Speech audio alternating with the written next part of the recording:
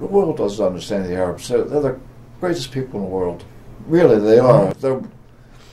They like you and they're honest. That's something this country could learn. And you have to understand the nation because they're Muslim. And you know what the name, you know the difference between being a Muslim and a Christian is? The Prophet. Did you know that the Old Testament's the same in Islam? Jews? A lot of people don't know that. Okay, this airplane, I left there in 49 to come back to the United States to get my licenses. And I flew for years, all 3 airplanes. And they wound up in the graveyard, junkyard over there. And I think about, I can't give the exact date, it was in the last about 10 years ago. Boeing aircraft, you know, Ballard Douglas aircraft. They took the airplane and restored it, made it flyable, but they didn't have any real records of what the airplane looked like and so on for the interior and the paint job, and they used what knowledge they had. All right, this airplane I had pictures of. I had photos. Now, well, you know, in Islam, you can't take pictures of animal objects or anything they don't want you to take. I could take pictures of anything. King let me take pictures of anything. This was in 1946? Right, 1946. And I've been in contact with the Saudis. This is another whole story. They have a couple big outfits, like one's American, American from Middle East Understanding. It's a who's who. You take ambassadors, past and present, the Clintons, and I belong to it. and I sent them information. They asked me, there's another outfit named, they put out a newsletter called Cirrus, and there's another one called Link. They go pretty much cover the world. And there's not anybody belongs to it. It's usually people who spend time over there. You take Georgetown University. The Saudis practically own it. All the children from they're very young, they send back to the United States for their training. And they go to Georgetown, University of Tennessee, Princeton, and this is... Okay, we got away from the subject. The airplane. The airplane, SR-1. This model, one of my friends at the museum is a guy named, we'll call him Hank. What's his last name? And he's probably the world's best model maker. At least I think he is. And this model, if you want to buy it, probably cost you close to $3,000. And you made it for the museum. And that's the picture of the airplane. You can take it. Hey, it's a story on Roosevelt about the airplane. I call it the Raw America, the story. And then I had Saudi Arabia part. I did it in 2 parts. Let me see what I got here. When I wrote here, I said, we can use this. I said, February 1945, the U.S. cruiser Quincy was stationed on the Great Bitter Lake and the Suez Canal. A meeting aboard the ship between President Franklin Delano Roosevelt and King Ibn Saud developed into a close friendship. They had a great respect for each other. FDR gave the king an airplane, a DC-3. His registration was SAR-1, which means Saudi Arabian Royal One. The museum has a model of SAR-1 built by Henry Bush, a museum member. It's truly a thing of beauty. There are other models of the SAR-1, but they're not authentic.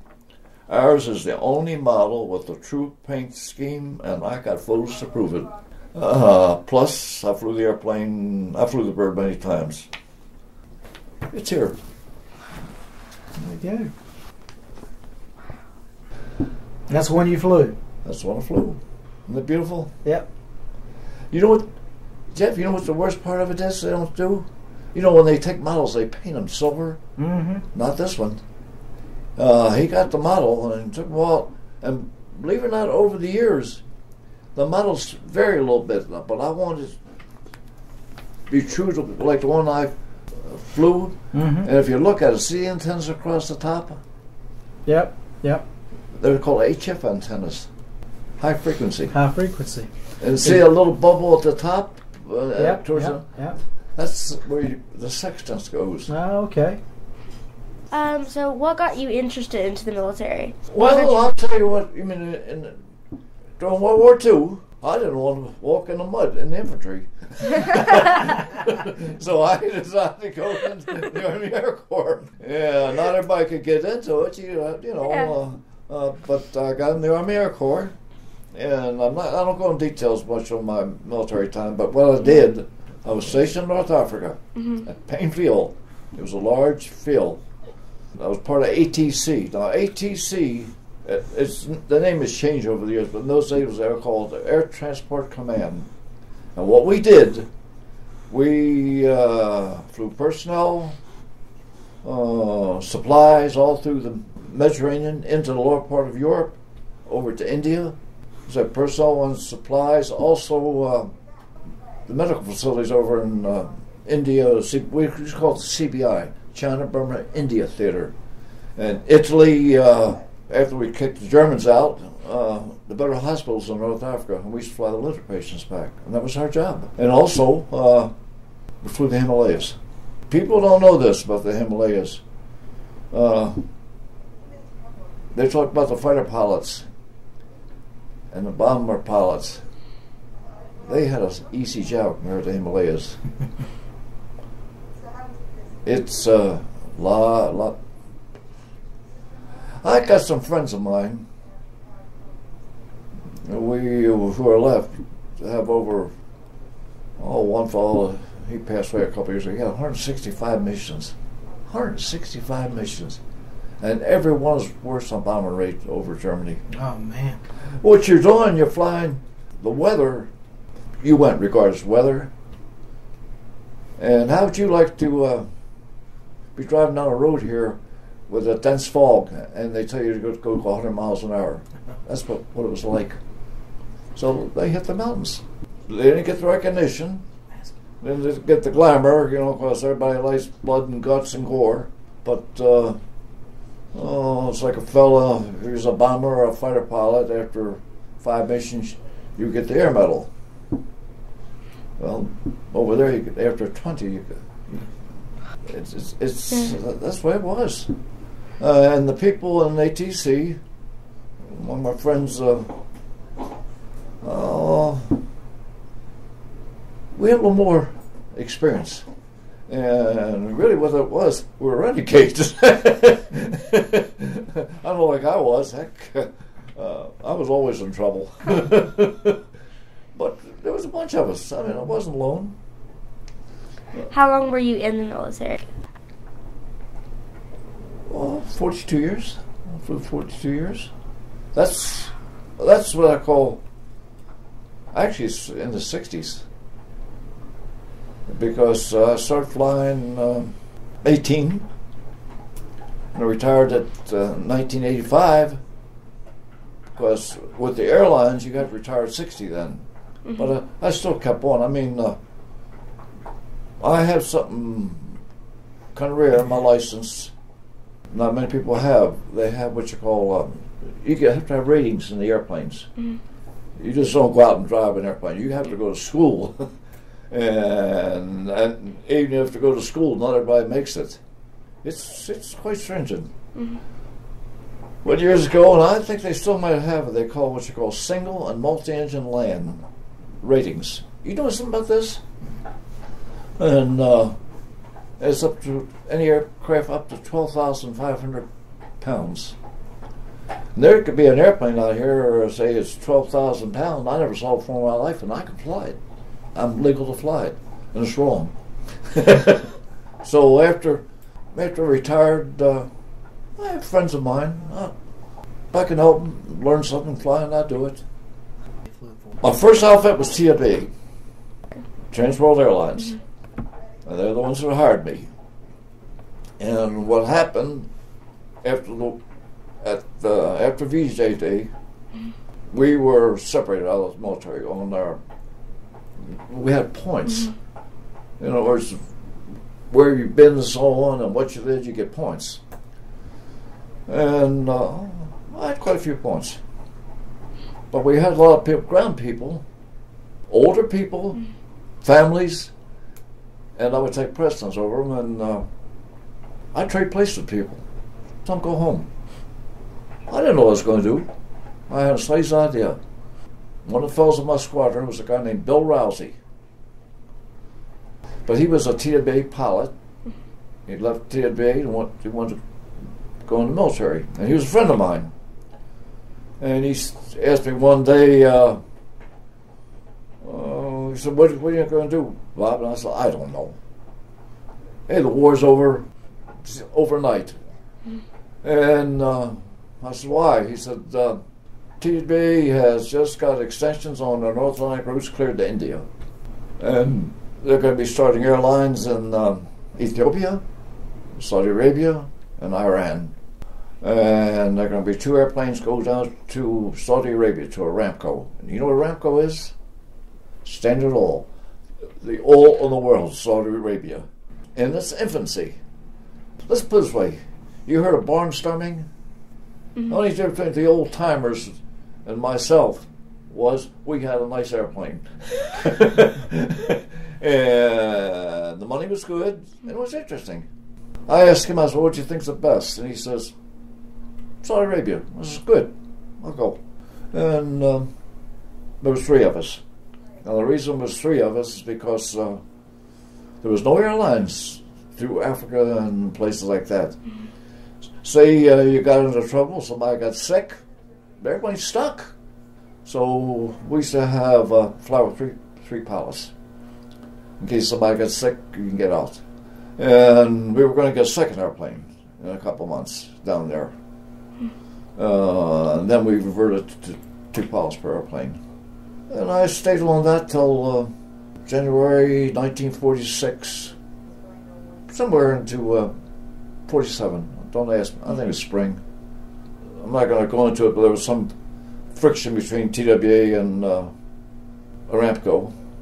And meanwhile, Saudi Arabian Airlines had started up. TWA's chief pilot in Cairo was a guy named Hugh Herndon. And he said to me, you want to go down to Saudi Arabian Airlines? And everybody was getting different pays.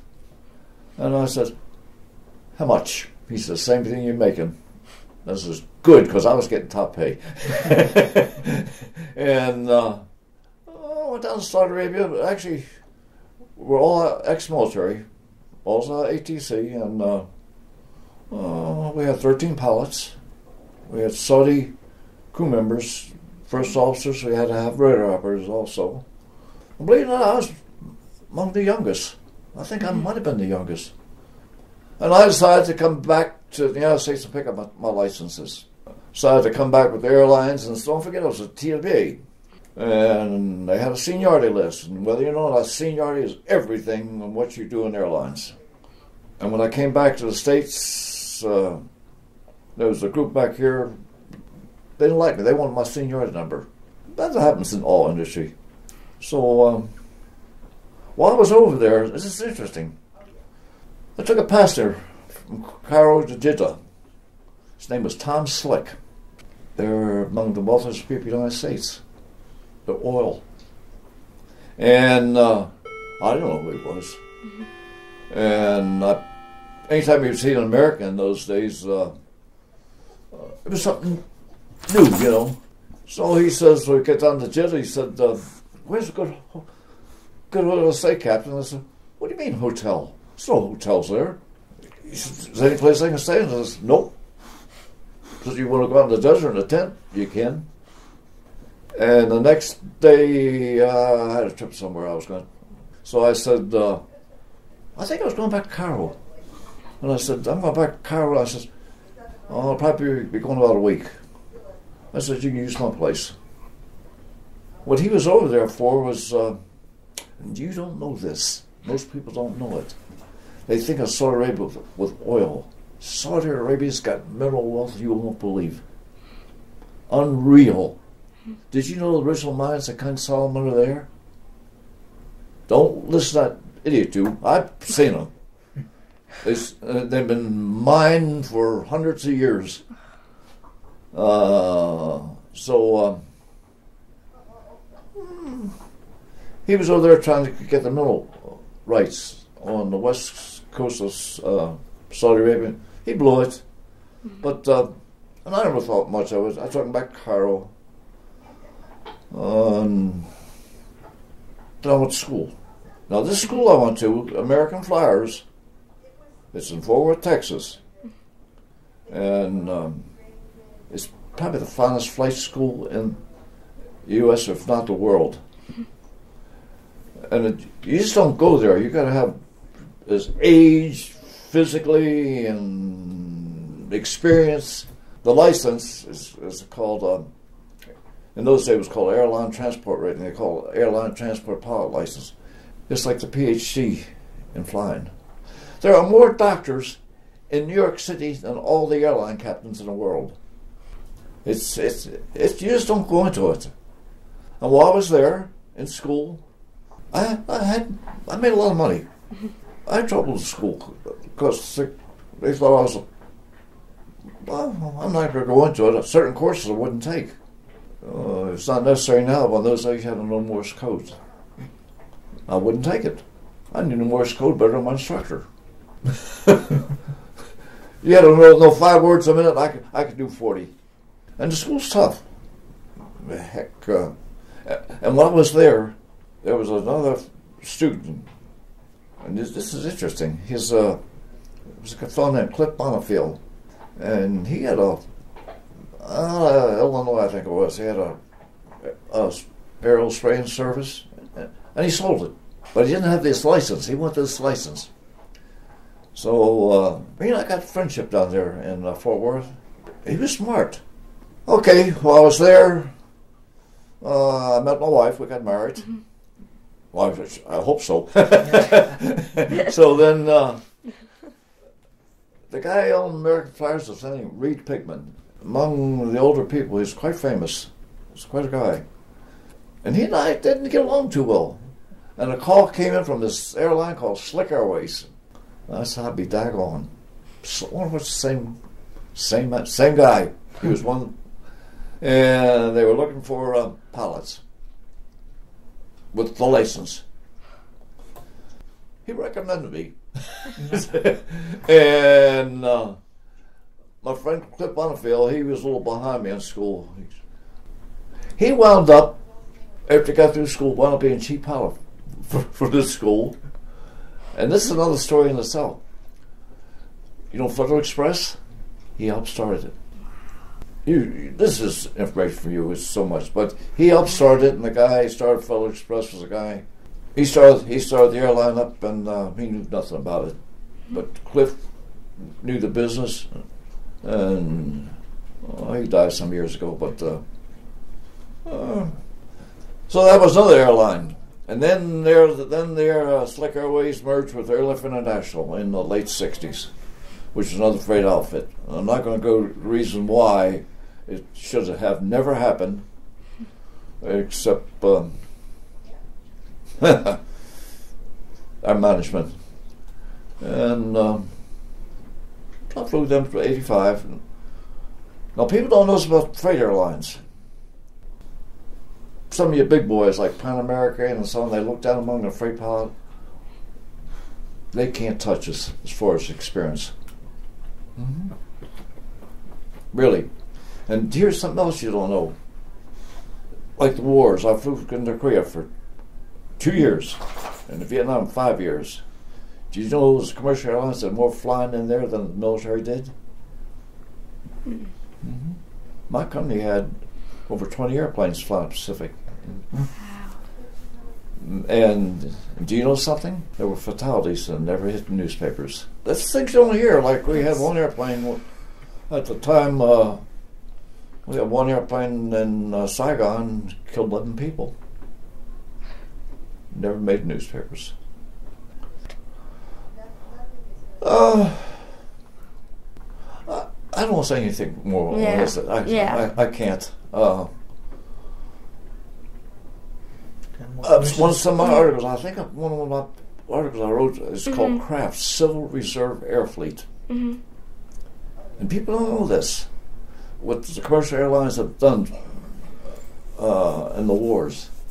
Now, the freight airlines were great, but Pan American and TWA and Eastern, they all flew into the war zones. Hmm. I don't think they lost any people. Just guys on Freighter Alliance did. Flying Tigers lost one. We lost one. Aircraft that were damaged. There's a constellation. Was one constellation left, I guess, in the world now. It's in Kansas City. And the number one is 6937 Charlie. That's its identification. It belonged to my company. And it wound up in the junk pile out in Phoenix. And they restored it back to the original condition. And I'm part of the group. Because I flew the airplane. You could fly usually from the United States to Europe and not stop.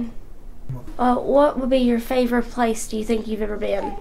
I like them all. But Ireland. Ireland? Ireland. Yeah. Is there a specific reason why?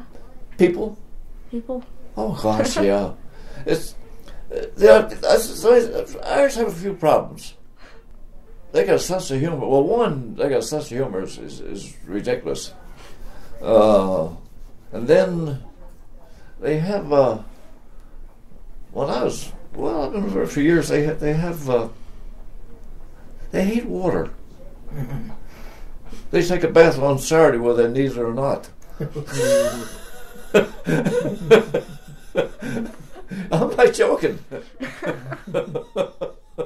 Wow.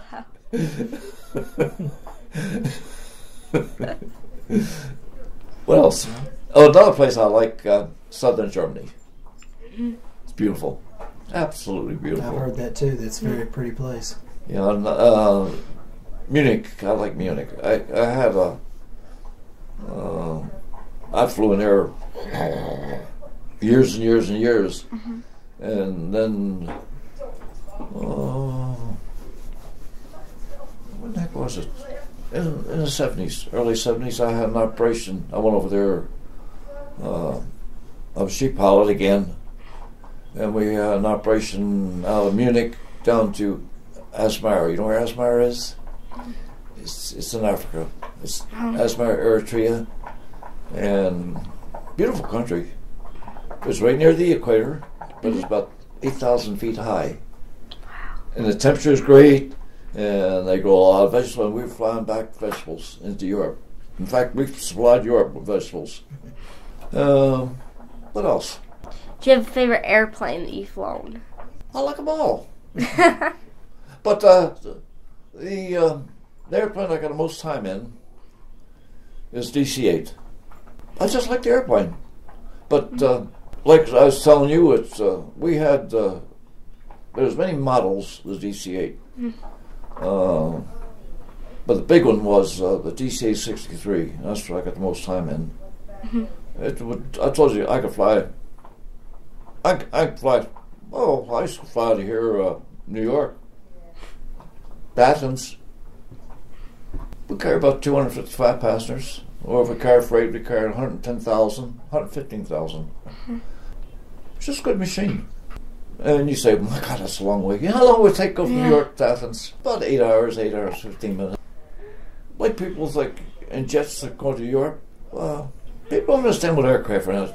It take, if I go to Europe, say I'm going to Germany, maybe 7 hours, a little less. And back in the old days, now this is something I'm very proud of.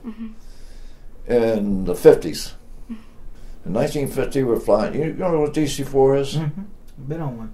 Okay, I've flown DC-4, and I said something about seniority. I was hired by my company. We had a big hiring program. I was at the very beginning, and I was 29. I was the youngest captain in the North Atlantic. Yeah, but it was, hey, that's because my seniority number. And I was flying DC-4, and a short while later I flew DC-6. Oh God, I got something to think. The DC-8, DC-8. Constellation, DC-7. Something you probably know. I met a lot of famous people. Mm-hmm. We never know it. Yeah. But met a lot of movie actors. Mm-hmm. Reason I knew the movie actors, a lot of my friends over the years flew for the airlines, and one thing or another, they decided to go into corporate flying, and which would be quite lucrative. And I had one fellow there, he flew for the company, and he flew Sinatra. And I got to know the whole world of them. And we flew a lot of the movie stars. Oh, God. You never knew. Flew a lot of diplomatic people, too. I can tell you this much. I had to report into U.S. government. One time I flew Anthony Eden to Riyadh, and the U.S. didn't know it. Things like that. You know who Anthony Eden was? You heard of Churchill? Yeah. Well, he was prime minister after Churchill. Okay. Wow. How long have you lived here in Caldwell County? Here? Yeah. It's 87. And what happened here, you know Bluebell? Yes. Mm-hmm. They had an airplane they built. It's called a CL-44. It was built built in Canada. Only 59 were ever made. You know what a C-130 is? It makes a C-130 look like a lead slug. So I went up there and I sold them some 44s, and I trained the pilots. And I just like what I saw down here, Jim. Yeah. My God, I lived up in Jersey. Of course, my flying was out of Kennedy. And I like what I saw, and I decided I was retired. I was going to come down here. And I looked, really not about 17 years. You know, I would make trips into here, and oh gosh, I want to clear out to in Tennessee. My buddy Bonifield I told you about, he lived in some small town here in Tennessee, out towards the west. But his main office was in Memphis. I like what I saw. I don't like snow. I saw this place. And in those days when I came here, lakefront property was reasonable. No more. No more. This house here was, I think, about 1,000 square feet. And I did most of this work myself. My docks and decks. Best thing I ever did in my life, really. Now, where are you originally from? Maryland, Baltimore, Maryland. Baltimore, Maryland. There's a museum up there. You know, you heard of Glen L. Martin. When I was very young, and the war was first on, and I worked part-time there. Anybody, you know, they were just glad to get people. Then they started a museum, and I'm a charter member of it. There you go.